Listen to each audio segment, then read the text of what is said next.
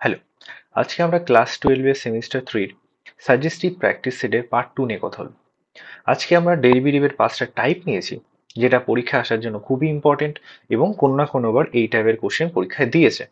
তো চলো আজকে দেখা যাক প্রথম কোশ্চেন কি আছে। প্রথমে এটা খুব ইন্টারেস্টিং একটা প্রবলেম দিয়েছে।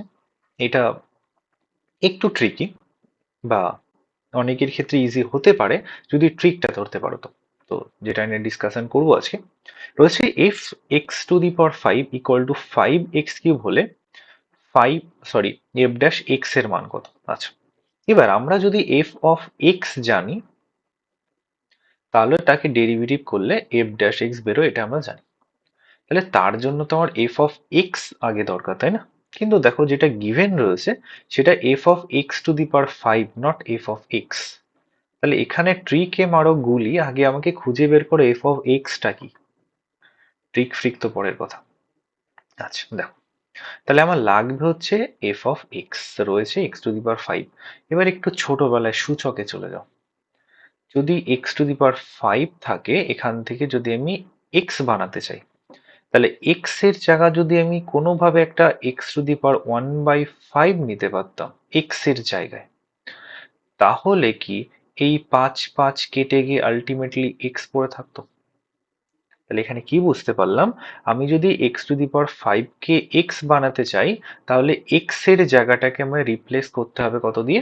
এক্স টু দি পাওয়ার 1/5 দিয়ে। এটা যদি করতে পারি, তাহলে এক্স টু দি পাওয়ার 5টা এক্স এর ট্রান্সফার হয়ে যাবে। তো চলো, বুঝে যখন গেছো করে ফেলো।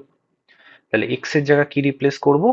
এক্স টু দি পাওয়ার 1/5 যদি রিপ্লেস করি তাহলে কত আসে? এক্স আসে। তাহলে এটা রিপ্লেস করলাম কত দিয়ে? এক্স দিয়ে। কি করে?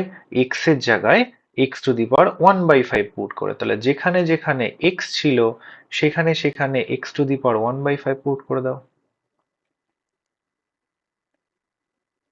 টু দি পাওয়ার 3। দেখো, যেখানে এক্স ছিল সেখানে আমি পুট করলাম এক্স টু দি পাওয়ার 1/5। তাহলে এইটাও ট্রান্সফার হলো কিসে? এক্স এ। এটাও ট্রান্সফার হলো এতে। জিনিসটা কি দাঁড়ালো আলটিমেটলি? 5 x টু দি পাওয়ার 3/5। আশা করি বুঝতে পেরেছো কি বললাম। যা রাফ ক্যালকুলেশন এখানে করে দিয়েছি, আশা করি তোমাদের প্রবলেম হবে না। এবার এফ অফ এক্স পেয়ে গেছি, এবার এফ ড্যাশ এক্স বের করতে পারি। ফর্মুলা কি? X to the power n এর derivative n, x to the power n minus one. পাওয়ারটা আগে আসে, পাওয়ার এক কমে যায়, আশা করি তোমরা এটুকু জানো। তাহলে এফ ড্যাশ এক্স কত আসবে? 5 তো ছিল কনস্ট্যান্ট, ওটা ওর মতো থাক। এই পাওয়ারটা আগে এলো, তাহলে 3/5 আগে এলো। এক্স থাকলো, পাওয়ার এক কমে গেল, তাহলে 3/5 মাইনাস ওয়ান। 3/5 মাইনাস ওয়ান লিখলাম। এটা এটা তোমরা পরীক্ষায় লিখো না কেন, এইটুকু ক্যালকুলেশন মনে মনে করা উচিত। তাহলে এখান থেকে কত আসছে? 5 কাটা 3 থাকছে এখানে। এখানে এক্স টু দি পাওয়ার কত থাকছে? -2/5। এটা এবার এটাকে অপশানে হয়তো এরকম আকারে লেখা থাকতে পারে, 3/x টু দি পাওয়ার এটা। এবার এটা মেবি তোমরা অনেকে ধরতে পেরেছো। যদি কারো ডাউট হয় তার জন্য এটাকে লিখে দিচ্ছি একবার সাইডে। ঠিক আছে? অনেকে হয়তো বুঝতে পেরেছো কি লিখতে চেয়েছি, বাট তবু বলে দিচ্ছি। x টু দি পাওয়ার -2/5 রয়েছে। আমরা কি জানি? এটা ছিল না, পাওয়ারটা যদি ফাংশনটার নিচে চলে আসে বা সাইড চেঞ্জ হয়, তাহলে তার পাওয়ারের চিহ্ন চেঞ্জ হয়, এটা তোমরা জানো। তাহলে 3 উপর থেকে যদি নিচে আসে তাহলে এরকম হয়ে যায়, ছিল মাইনাস হলো প্লাস। এবার এইটাকে কি লেখা যায়? এই 1/5 রয়েছে, 1/5টাকে আমরা এটা লিখি, তার মাথায় একটা কি রয়েছে? 2। তাহলে এটা, তাহলে আলটিমেটলি দাঁড়ালো কি? এই জিনিসটা। আশা করি এইটুকু বেসিক সূচকের নিয়ম তোমরা জানো। এখানে সূচকের বক্তব্য না, আমাদের ডেরিভেটিভের বক্তব্য ছিল। তাহলে আমাদের মেইন কাজ হলো এই জায়গাটাতে। ঠিক আছে? আশা করি এইটুকু বুঝতে পেরেছো। বাকি তো normal derivative x to the power n এর ফর্মুলা সাইডে লিখে রেখেছি, যদি কারো না জানা থাকে। তো চলো নেক্সট। নেক্সট এই টাইপটা খুব ইম্পর্টেন্ট। এই টাইপের কোশ্চেন রিপিট হয় মোস্টলি পরীক্ষায়। লগ লগ এক্স এর সাপেক্ষে এক্স স্কোয়ারের অবকলন। আমরা যদি বলি এক্স এর সাপেক্ষে ওয়াই এর ডেরিভেটিভ কি লিখি? D y d x. যদি বলি ওয়াই এর সাপেক্ষে এক্স এর ডেরিভেটিভ, তাহলে কি লিখি? ডিএক্স ডিওয়াই, যার সাপেক্ষে বলে সেটা নিচে থাকে, যাকে ডেরিভেটিভ বলে সেটা উপরে থাকে। এইটুকু তোমরা এতদিনে হয়তো শিখেছো অবশ্যই। তাহলে এখানে বলেছে লগ এক্স এর সাপেক্ষে এক্স স্কোয়ার, তাহলে লেখাটা কেমন আসবে, আগে লেখাটা তো ইম্পর্টেন্ট। তাহলে লগের সাপেক্ষে বলেছে, তাহলে লগটা কোথায় আসবে, নিচে আসবে। কার ডেরিভেটিভ, এক্স স্কোয়ার, তাহলে এক্স স্কোয়ারটা হলো। এবার এইভাবে তো ডেরিভেটিভ হয় না, আমরা তো এরকম কোনো ফর্মুলা শিখিনি। শিখেছি কি এক্স এর রেসপেক্টে, ওয়াই এর রেসপেক্টে, জেড এর রেসপেক্টে। তাহলে ডিএক্স লাগবে, একটা নেই ডিএক্স, তাহলে নিয়ে নি উপর নিচে দু জায়গায় ডিএক্স। তাহলে একটা এক্স স্কোয়ারের কাছে একটা ডিএক্স নিয়ে নিচ্ছি, আর এই লগ এক্স এর কাছে একটা ডিএক্স নিয়ে নিচ্ছি, নিলাম জোর করে। দেখো এই ডিএক্স ডিএক্স কেটে গেলে আলটিমেটলি এটাই পড়ে থাকে, তো আমাদের প্রবলেম কিছু নেই। কিন্তু এটা ধরাতে কি হলো, আমাদের ডেরিভেটিভটা হয়ে গেল। তাহলে ডি ডিএক্স অফ এক্স স্কোয়ারের ডেরিভেটিভ কার রেসপেক্টে, এক্স এর রেসপেক্টে, এটা তোমরা জানো কত হয়, 2x, যার ফর্মুলা আমি এখানে লিখে রেখেছি। নিচে কত রয়েছে, লগ এক্স, তার ডেরিভেটিভ কার রেসপেক্টে, এক্স এর রেসপেক্টে, যার ফর্মুলা এই যে লেখা রয়েছে কত হয়, 1/x। তাহলে এখানে 1/x, নিচের এক্স উল্টে গিয়ে উপরে যায়, এক্স এর সাথে গুণ হয়, কত হয়, 2x²। হলো। এবার কথা হচ্ছে এই অঙ্কটাই আসবে তার কোনো মানে নেই, কিন্তু যে টাইপটা করালাম, এর সাপেক্ষে এর অবকলন, এটার সাপেক্ষে এর অবকলন, এর সাপেক্ষে এর অবকল সহগ কত, এই জিনিসগুলো আসতে পারে। কিন্তু নিয়মটা খেয়াল রাখবে, বাকি প্যাটার্ন পুরো সেম। এই প্যাটার্ন রিপিটেটিভ, হয়তো এই অঙ্কটা নাও আসতে পারে, লগ এক্স এর জায়গায় ই টু দি পাওয়ার এক্স থাকতে পারে, এক্স স্কোয়ারের জায়গায় অন্য কোনো ফাংশন থাকতে পারে, বাট নিয়ম অ্যাজ ইট ইজ সেম। ঠিক আছে। আর ডেরিভেটিভের ফর্মুলাগুলো অবশ্যই মনে রেখো, বিশেষ করে ইনভার্সের formula, sine inverse, tan inverse, এগুলো রিপিট হয়। ঠিক আছে। এরকম দেয় অনেক সময়, ট্যান ইনভার্সের সাপেক্ষে সাইন ইনভার্সের অবকলন কত, তাহলে উপরে ডিডিএক্স অফ সাইন ইনভার্স, নিচে ডিডিএক্স অফ ট্যান ইনভার্স। তো এইভাবে বসিয়ে সেম ভাবে ফর্মুলা লিখে অঙ্ক করতে হবে। ঠিক আছে। প্যাটার্নটা খেয়াল রাখবে, খুবই রিপিটেটিভ প্যাটার্ন আছে, আশা করি বুঝতে পেরেছো। নেক্সট এটা, এখানে আমরা ছোট একটু ট্রিক ইউজ করব, যেটা আমরা পাশে লিখেছি। কি trick, sign inverse x plus cos inverse x, এইটা ইকুয়াল টু হয় π/2। এটা ত্রিকোণমিতির বিপরীত আপেক্ষক চ্যাপ্টারের একটা ইনফরমেশন বা একটা প্রপার্টি বলতে পারো, সেটা আমরা এখানে ইউজ করব। ঠিক আছে। আচ্ছা, তাহলে এটা রয়েছে, এখানে সাইন ইনভার্স এক্স ছিল, যা রয়েছে থাক, সমস্যা নেই আমাদের কোনো। এই জিনিসটা sign inverse 1 - sign √1 - x², sorry. তো এই যে টার্মটা, এটা ওই বিপরীত আপেক্ষক চ্যাপ্টার একটা প্রপার্টিতে লেখা রয়েছে, এটা sign inverse √1 - x² equal to হচ্ছে কস ইনভার্স এক্স। এটা একটা রেজাল্ট। এবার যেহেতু আমরা টাইম কম পাবো পরীক্ষায় এমসিকিউ, আমাদের এই রেজাল্ট গুলো মনে রাখতে হবে। যদি তোমরা রেজাল্টটা মনে না রাখো, তাহলে কি করতে হবে, এক্স এর জায়গায় আমরা কস এক্স ধরে নেব, সেখান থেকে মান পুট করব, মান পুট করে এই জিনিসটা থেকে এই জিনিসটা বেরোবে, এই রেজাল্টটা আসবে। কিন্তু অত সময় তো নেই, তাহলে রেজাল্ট গুলো জানো, sign inverse √1 - x² cos inverse x, ঠিক তার উল্টো cos inverse √1 - x² sign inverse x. এই রেজাল্ট গুলো যদি জানা যায়, তাহলে তাড়াতাড়ি হয়। শর্ট ট্রিক বলতে কিন্তু ডাইরেক্ট রেজাল্ট ইউজ করাকে বোঝায়। ঠিক আছে, ম্যাথে শর্ট ট্রিক বলতে চুটকি বাজিয়ে এরকম ম্যাজিক্যাল কিছু হয় না। হয় কি, আমরা কোনো রেজাল্টকে প্রুফ না করে সেটাকে যখন ডাইরেক্ট ইউজ করি, তখন সেটা ছোট হয়ে যায় সলিউশনটা। এটাকেই ম্যাথের শর্ট ট্রিক বলা হয়। শর্ট ট্রিক বলতে কিন্তু কোনো জাদুকরি বিদ্যা নেই, যে হুট করে আমি না সলভ করে বলে দেবো এটার মানে এই। ঠিক আছে, এরকম কোনো ব্যাপার কোনো অঙ্কেই হয় না, যে কোনো অঙ্কের ক্ষেত্রেই। তাহলে তোমার যদি রেজাল্টটা মনে রাখতে পারো, যদি ফর্মুলা মনে রাখতে পারো, সেগুলোকে এক জায়গা ইউজ করাকে শর্ট ট্রিক বলা হয়। ঠিক আছে। তোমরা হয়তো বুঝতে পারো না যে কোন রেজাল্টটা ইনডাইরেক্টলি ইউজ হচ্ছে, কিন্তু হয় ইনডাইরেক্টলি ইউজ। তোমরা যখন হায়ার স্টাডি করবে, এমএসসি করবে বা আরো উপরে পড়বে, তখন বুঝতে পারবে কোন রেজাল্ট কোথায় ইউজ করা হচ্ছে। ঠিক আছে।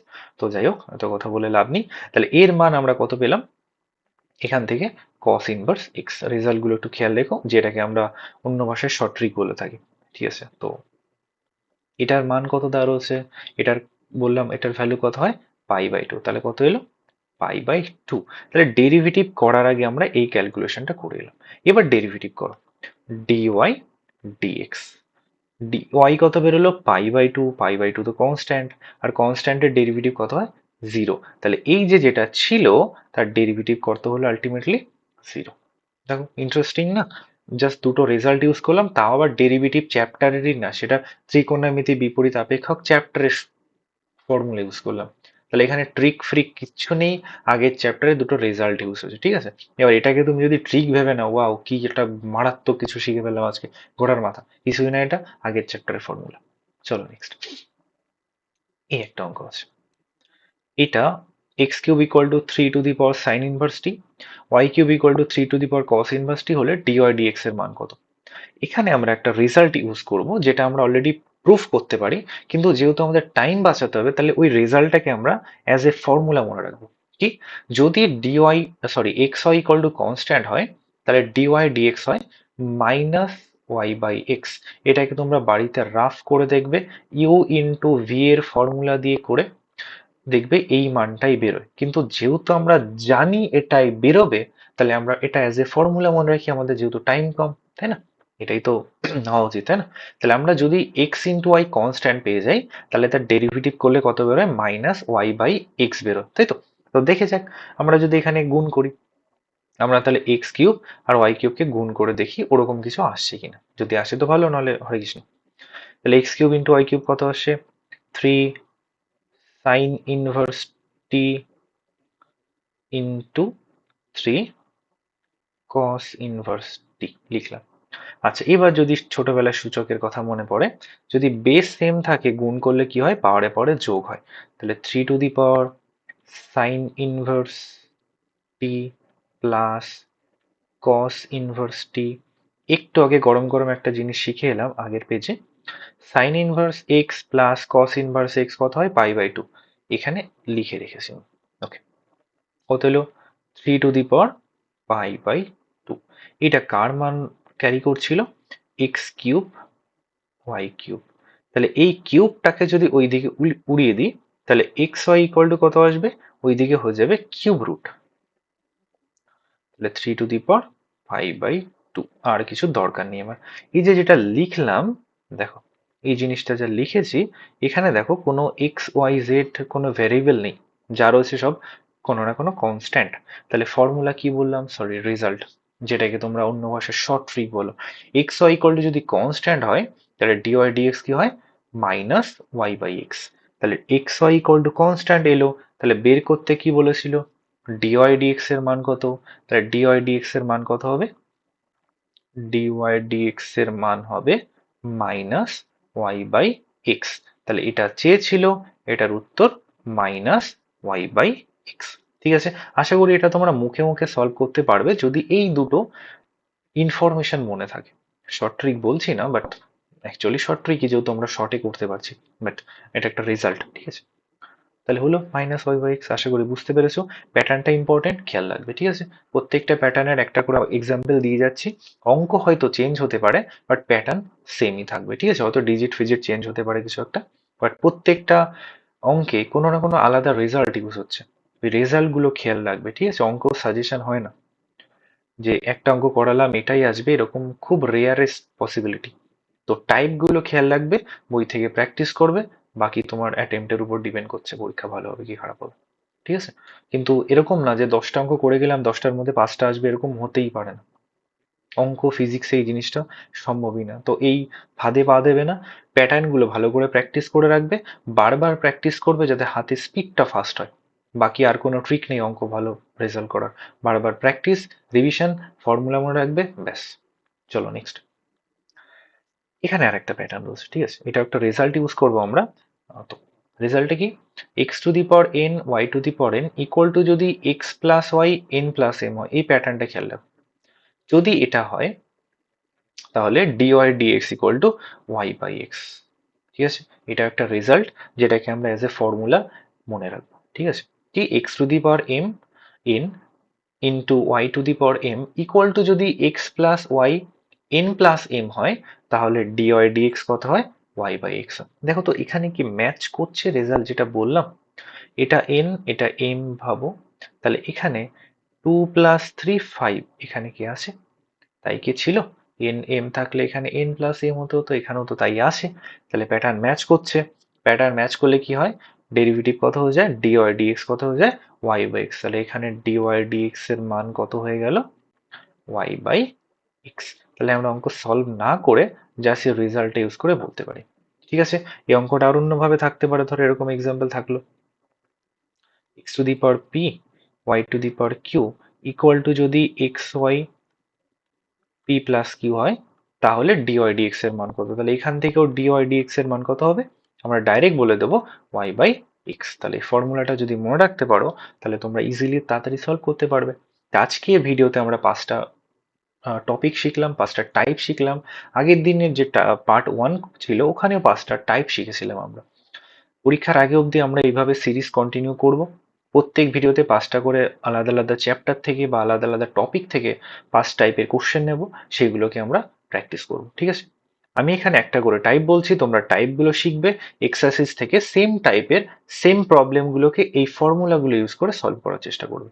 তো এটাকে তোমরা সাজেশন হিসাবে নিতে পারো, এটাকে তোমরা মক টেস্ট হিসাবে নিতে পারো, এটাকে তোমরা পিওয়াইকিউ হিসাবেও নিতে পারো। ঠিক আছে? জাস্ট দেখে প্র্যাকটিসটা করো। ঠিক আছে? এগুলো দেখলেই যে তুমি সব পারবে এরকম কোনো মানে নেই, বাট শিখে প্র্যাকটিসটা করো।